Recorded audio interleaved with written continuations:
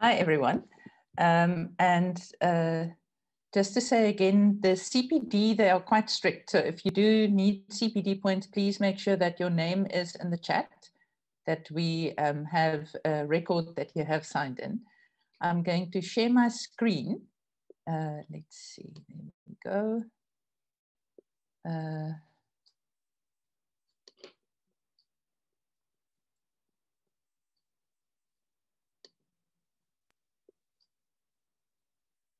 Oh dear. Let's see. Right.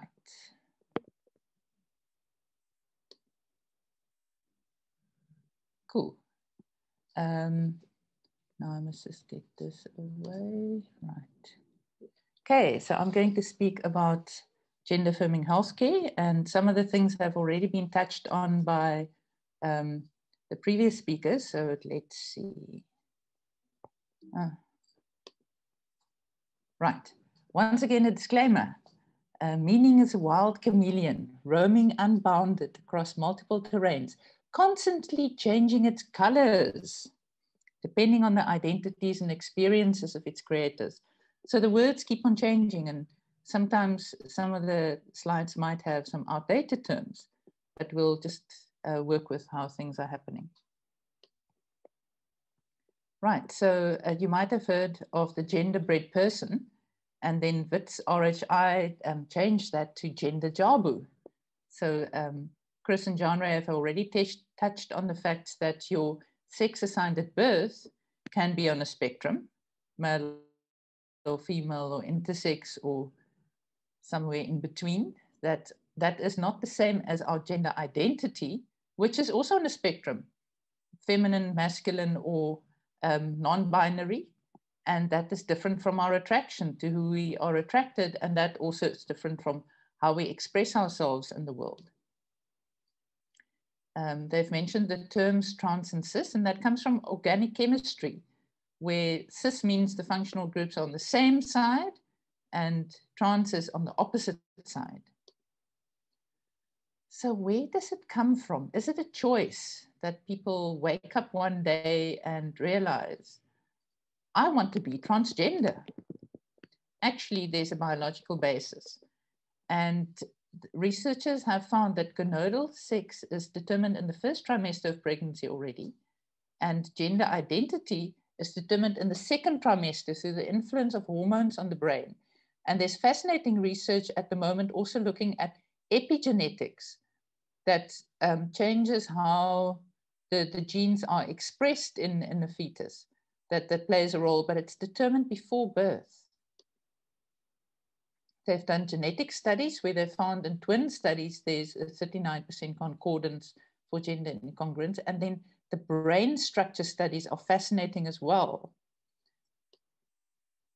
where they look at neuroimaging research and find that the brain patterns are more congruent with gender identity than natal sex in untreated trans individuals. So before somebody's on hormones, their brain already looks more like their gender identity than their sex assigned at birth. And there's a lovely article, what has sex got to do with it, the role of hormones in the transgender brain, that's very interesting reading. How common is it? So there's a recent publication on the epidemiological considerations, and the numbers are increasing. So they think in adults, it's about 0.3 to 0.5. So that's 1 in 200.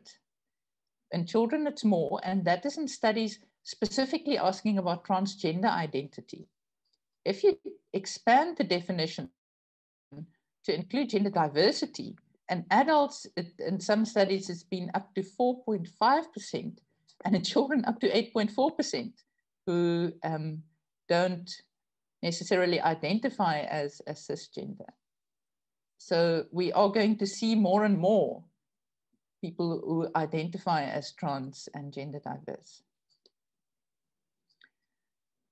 There are health disparities if you look at trans and gender diverse people and compared to the cisgender population. And I'm going to touch on different areas: mental health, sexual reproductive health, substance use and violence and victimization. And we used to, quote studies from the States, but now we've got South African data to look at. And there was this big study done that was published last year where they looked in 9 sub-Saharan Africa and East Africa countries. 832 of the participants were from South Africa, and of those, 232 were trans and gender diverse. And I'm going to quote some stats from there. So mental health, depression, 63% of the trans and gender diverse respondents. In the general population, depression is in about 5% of people, anxiety, 39%, suicidal ideation. And we know that there's a high risk of suicide if gender identity is not affirmed and accepted. In the past year, 16% suicidal ideation, so thought about suicide, 36%, and suicide attempts in the past year, 16% of respondents in that study. So this is suicide attempts, comparing the different groups. So in this study, they asked people how they identify.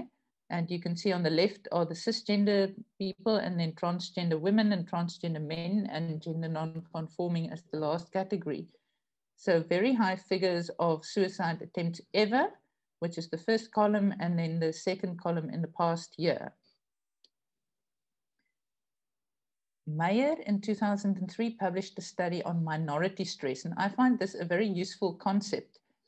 So Meyer spoke about this in the context of homosexual people, but then Hendricks and Testa expanded the model to trans people, and the minority stress model basically talks about distal and proximal stress factors that influence one's mental and physical health. And then there's also resilience factors that can play a role. So if you look at the distal stress factors on the left, there's gender-related discrimination, rejection, victimization, non-affirmation of gender identity that can have a big impact on people's mental and physical health. Unfortunately, there's also proximal stress factors where transphobia can get internalized. People can have negative expectations, which can make them avoid accessing healthcare because they're scared they're going to have a bad experience. And concealing one's gender identity also can impact on one's mental health. But then there's also the resilience factors, where community connectedness and pride can mitigate some of the negative effects of the stress factors. So it's actually stigma and discrimination that lead to chronic and acute stress that impacts on people's mental health, physical health, access to healthcare. And that leads to the health disparities and inequities. Then there's the concept of intersectional stigma. And there's a lovely article where they looked at HIV positive trans women and found that there's not just one stigma, there's not just one oppression, there's a lot of things that intersect and reinforce each other. So in this group of people with HIV, there was the HIV-related stigma, sex work stigma, racism, homophobia, transphobia, sexism, gender discrimination, which all played a role on a micro level, but then also in community level and also in the structural institutional level where there was discrimination. But then once again, with intersectional discrimination, there's also the coping mechanisms where there's resilience, social support networks, and challenging stigma. So we don't only look at the negative, we look at, in the trans community, how are people coping with the difficulties as well. And Audre Lorde said, there's no such thing as a single issue struggle because we do not live single issue lives. So when we think about trans health and the disparities, we need to look at it through an intersectional lens. There's very good evidence that gender-affirming treatment improves mental health. They looked at children, a group of socially transitioned trans children who are supported in their gender identity, and compared them to cisgender children and found similar rates of depression. And they say that the potential benefit of social transition as a buffer against poor mental health. there's also lots of studies, of which I only quote one, that hormonal treatment improves mental health, mental well-being. If we talk about sexual and reproductive health, unfortunately, trans women have an odds ratio of being HIV positive of 48 times more. So being trans and being part of the trans community is a lot more than just about HIV, which HIV trans people are a key population, which means we need to pay special attention because there's higher risk of HIV, but it's not the only thing. So there's just one slide about the HIV thing. I think later on there will be a talk on the Wits RHI clinic that focuses a little bit on the HIV, but that's just one of the aspects where there's health disparities. Another one is alcohol and substance use. Now, in the survey, the 800 respondents, of the trans respondents, hazardous, harmful, or dependence, 45%. Drug use, 24%. Smoking every day, 31%. So that's unfortunately a way that people try and cope. And then violence. We are on the 16 days. So WHO found for trans people physical violence between 11 to 62% and sexual violence 7 to 49% in 50 different countries that they looked at. So we've got South African figures, once again, from that report published last year. So physical violence by gender identity, trans women in the past year, 33% have experienced physical violence, 23% of trans men, and 24% of gender non-conforming. And then just a trigger warning for the next slide, that is about sexual violence, and the figures are heartbreaking. 35% of trans women in this survey experienced sexual violence in the past year, 2/3 in their lifetime. For the trans males, 50% in their lifetime, 28% in the past year. If we look at healthcare, have you been treated with less respect because of your gender identity? 3/4 said yes. Have you been called names or insulted in a health facility? Half said yes. Have you been denied healthcare because of your gender identity? And 39% said yes. And that doesn't reflect very well on us as health professionals, if that is the experience that trans and gender diverse people have of trying to access care. So this is a marginalized population with specific significant health disparities requiring gender affirmation. So let's talk about the aspects of gender affirmation. There's the social, psychological, medical, and legal domains, as Jean-Ray referred to earlier already. So in the social domain, it's about the name, the pronoun, the gender presentation. That's been touched on already. In the psychological domain, the sense of authentic identity and access to counseling for those who need it. In the medical domain, we talk about hormones, safe prescribing, reproductive options, trans-competent primary and preventative healthcare, gender-affirming surgeries, and we'll hear later about that, voice and communication therapies, and Mershon will speak about that, and then guidelines as well. And then the legal domain, discrimination legislation. And we know the South African government is working on specific legislation at the moment. The right to autonomy and self-determination. There's people that say that it should be that people can decide themselves. I think somebody's unmuted. Can you please mute yourself? Right to recognition under the law, the legal name change, as Chris explained that in your ID number, there's, oh, that's the last one, the gender marker change. And your ID number, one can change that and you can change your legal name. So that's all the legal domain of gender affirmation. And it's important to recognize that not all trans people have the same needs. And it's a process that takes time, as Jean-Ray said. We've got international guidelines, the Standards of Care 7 by WPATH, the World Professional Association for Transgender Health. And that is what we currently follow, but there's work being done on Standards of Care 8, and that will come out next year. And we're very excited about that because there will be some changes to how things are defined and looked at. So some people want to affirm their gender with hormonal therapy and later on with surgery. And as I said, research shows treatment is very effective. It's important to note that people with non-binary identities may also desire hormone therapy, and people do not need to suffer from a specified degree of dysphoria to be eligible. Chris explained that the older definitions spoke about dysphoria, but now we call it gender incongruence.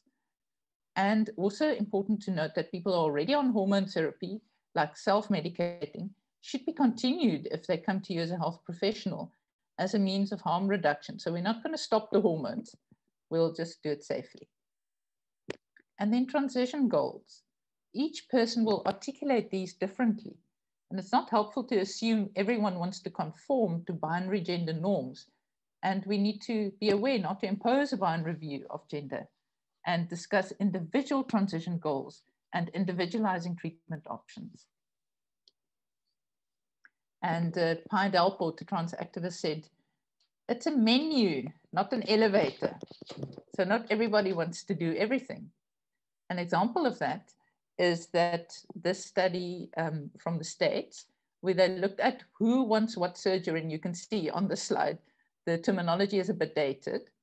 If you look at the top, male to female chest surgery, half want it someday, 18% have had it, and a quarter don't want it. Vaginoplasty, only 20% have had it, 20% don't want it, and 60% want it someday. And then the female to male, or we would now call it masculinizing treatment. Chest surgery, 41% have had it, 8% don't want, and 50% want one day. Hysterectomy, most don't want. And then the two operations for creating a penis, a metoidoplasty or phalloplasty, very few have had. Some want it someday, but the majority actually don't want this operation. I think Kevin will speak later about the possible complications with surgery, and that is not necessarily something that everyone wants. So here's a quote from a transgender female visiting a GP. It was even worse when I came for a follow-up. He didn't ask me about side effects, didn't ask me how the hormones were going, didn't ask how I was doing. I could barely get a word in edgewise. So no, it was affirming, and then I got a prescription out of it. But it was absolutely not an affirming experience. It gave no respect to who I was, what I was going through. You know, my identity was completely lost in that space. So that was not an affirming consultation. And what we are talking about today is how we can be gender affirming in the way that we work with trans and gender diverse people. What we are aiming for is a team approach where it's not the doctor who's in charge, but that the doctor and the patient forms a team, or the health professional and the patient forms a team to work towards the goal that the trans person has for themselves. We follow the informed consent model.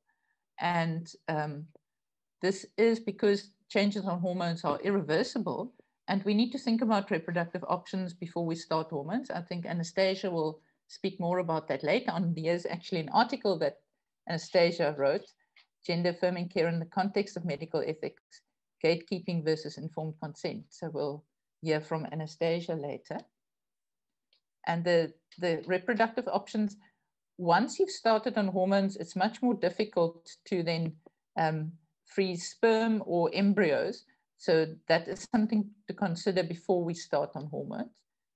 Then just the last word, there is a process to develop South African national guidelines facilitated by the HIV Clinician Society, and some of the speakers today are part of that team. And then PATHSA is a new kid on the block we've just established in October as an interdisciplinary health professional organization working to promote the health, well-being, and self-actualization of trans and gender diverse people. And that's our website where one can join as a member.